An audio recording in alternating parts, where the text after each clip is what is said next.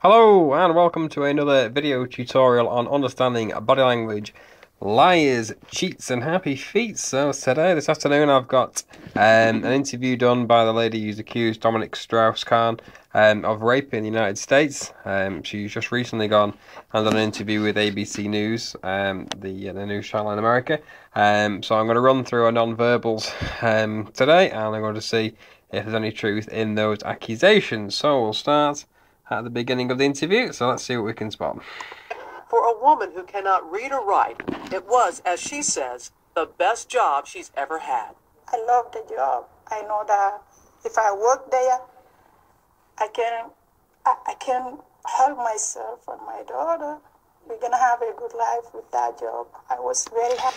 So before we begin, don't forget, it's very difficult to establish baselines on interviews because more often than not, interviews are up to 45 minutes long, and the main segments of interviews generally are less than 15 minutes long, so we don't get ample opportunity to understand someone's baselines. So please bear that in mind, that the readings I will give today are just strictly on my own, and we shall see what this lady does. So, starting. That is, until May 14th. Diallo says it was a typical afternoon, until she entered the $3,000 night suite where Strauss Kahn was staying. So you went into $3,000 a night. That would mean that I'll probably have 3 nights there and spend all the money I have in the world, so I don't think I'll be going there. 2806, not thinking anybody was there because of what the room service person told you. Yeah, he told me nobody there, and So this bit is crucial, okay? So this is what she's saying actually happened. Now the problem with doing this is, if what she's saying has changed slightly from what she's told co-workers, what she's told the police, what she's told the FBI or any other authority, if what she said here is different than the statement she's given, if this does go to court and gets cross-examined, the defence are going to have a field day with this one because there'll be inconsistencies in the story. So doing something like this before a trial actually starts is it's either showing that she wants to hurry this along and she's got nothing to hide, or it's a disaster because she'll be ripped apart during the cross investigation and the cross-examination. So let's have a look at the non-verbals and let's see what she's saying now. Bear in mind, I've got to say there is some strong, not necessarily strong language, but there's some strong terminology in this, so if you have a sensitive disposition, please press mute, and if not, then let's make a start. So you went into 2806 not thinking anybody was there because of what the room service person told you. Yeah, he told me nobody there, and I say housekeeping hello because the room is very big. I have to say loud. I say like 3 times, housekeeping hello, is anyone in? 3 times, nobody say anything. Expecting an empty room, Diallo was shocked when she says Strauss Kahn suddenly appeared naked. I saw a naked man come to me. He came naked. I was like, oh my God, I'm so sorry. I'm so sorry. That was so fast. I was like, I'm so sorry. I turned my head. He came to me and grabbed my breast. No, you don't have to be sorry. Okay, so let's just rewind that bit. My initial thoughts here is, believe it or not, the truth. This looks like to me this actually happened, and I'll tell you why. And I say housekeeping hello because the room is very big. I have to say loud. I say like 3 times, housekeeping hello, is anyone in?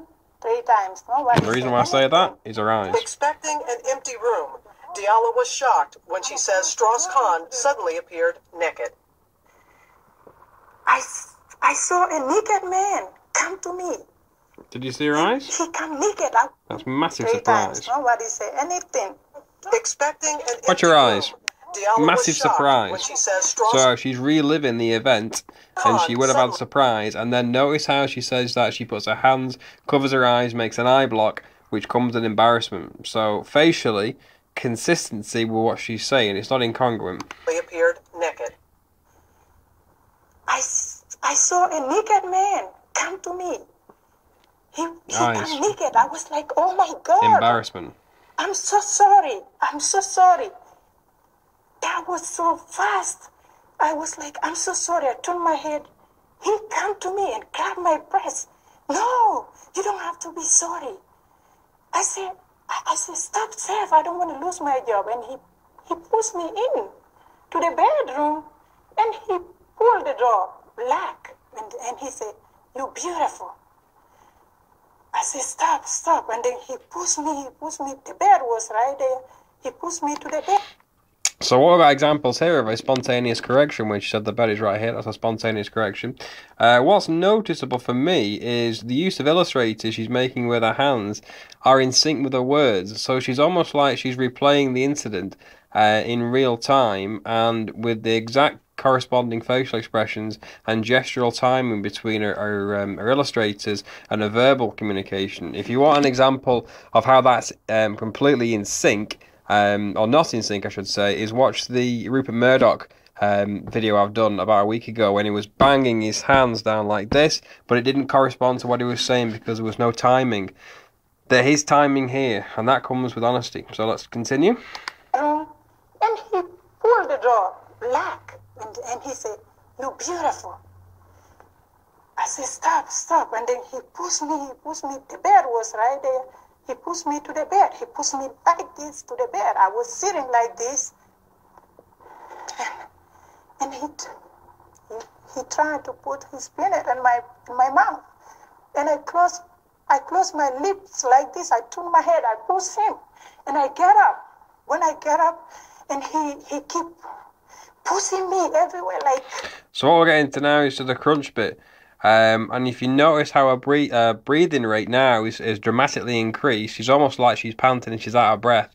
So that's the autonomic nervous system kicking in, which is a sympathetic nervous system, which elevates heart rate, breathing rate, pulse patterns, things like that. And it's obviously kicking in with this lady here. Now think about how difficult it is for you to elevate your heart rate and get something that you can't control, such as your breathing rate, when you just sat talking to an interviewer, this lady here. So think how difficult it would be to get your heart rate up if you weren't stressed or anxious or nervous or worried or stressed about something.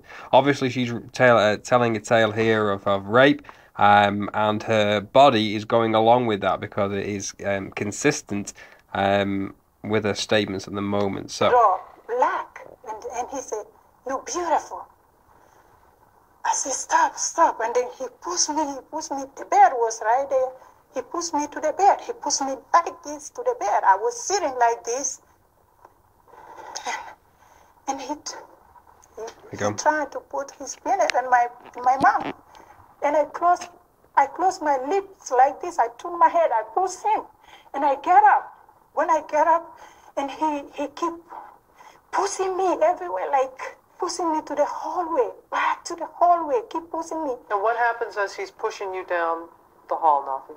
I have dress on. He pulled my dress up.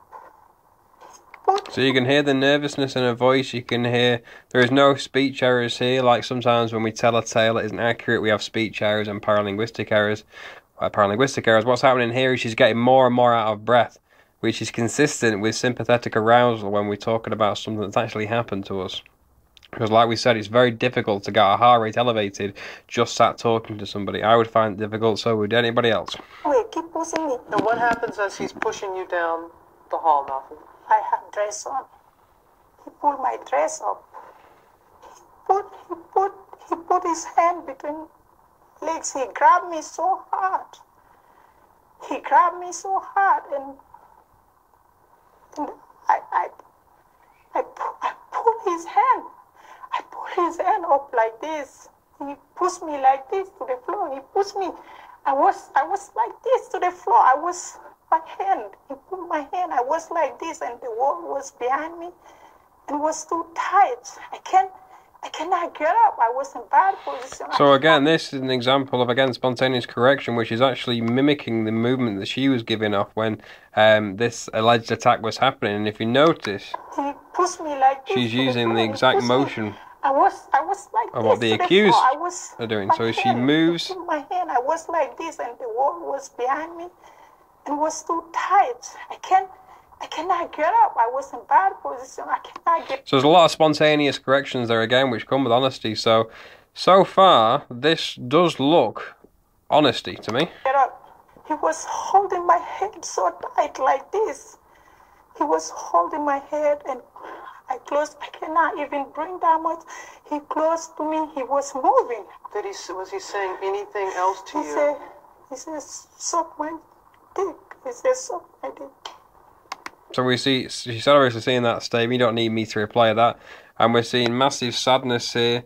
So again, I mean, this all looks consistent, facial expression wise, gestural timing wise, eyes wise. It's all looking like everything's in sync here, which again is holding my honesty. Head I close. I cannot even breathe that much. He close to me. He was moving. Was he saying anything else to you? Again, if you listen there, listen to the massive pounce she takes when she's telling this. Don't look what she's doing, just listen to the massive pounce. He was holding my head and I close. I cannot even breathe that much. He close to me. He was moving. Was he saying anything else to you? There you go. He says, suck my dick. He says, suck my dick. I cannot say nothing because it was, and I keep doing it. And then he finished on my mouth, and he backed off, and then I was like this. The outside is like this, and I get up. I was speeding there. I speed there, and I run. I was so sad. I don't know what to do. I was so scared. Did he say anything to you? Again, so all through all that bit there, there's gestural timing. She's again spontaneous correction, so she's recalling what actually happened, and she's interrupting herself with actual facts that she believes happened. And he don't say nothing. He don't say nothing. After a few minutes, I see him. I don't know how he got dressed so fast. I see him with luggage. I see him going into the elevator. He look at me like this, and he don't say anything. Strauss Kahn, who has the... So there we go. So that's there is another 5 minutes to this analysis where she's asked other questions. So it's very difficult to say at this stage what's going to happen in this case, because this lady is given incorrect information to the police about her application form for a visa into the country. She's also fraudulently claimed tax and other things as well, which don't help her case with Dominique Strauss Kahn. So again, there are inconsistencies in her story about how she came to the US and things like that. However, what she's described there's a lot of timing and synchronization. There is very little to suggest there that story is made up or fabricated. Again, I'd need to see that story said again, maybe 3 or 4 weeks down the line to another news journalist to make sure that those statements and stories are identical, because what she said there shows to me like the hallmarks, again, with the facial expressions, the out of breathlessness, the sadness, the illustrators, the getting up and showing what Dominique Strauss Kahn was alleged to have done, always in the right place. Again, what we said about gestural timing, the inconsistencies that Rupert Murdoch had with he's banging his hand down in the wrong places, stuff like that. There was none of that shown with this lady Nafi here. So again, body language wise, it looks genuine what she's saying, and the sadness is coming out. I can't see a lot of fear there. I can't see a lot of guilt there. That's just not coming out. It looks like it's real, serious, hard emotion. But again, whether the thing will get to court is a different matter, because again, there's inconsistencies in her other stories, which again, if she's cross-examined, if she goes and does another interview with another newscast, and if the stories are not the same, then his lawyers are going to jump all over that and it's going to get thrown out of court. So again, was it a wise move or was it not? Well, I'll leave that judgment up to you. But from everything I can see, it looks honest.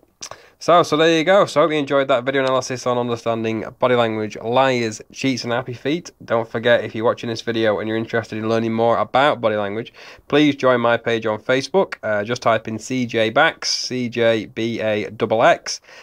Click that on Facebook, click like, and enjoy all my videos. And I put all sorts of weird and wonderful things on there as well. So from everyone here at Body Language, take care and bye-bye for now.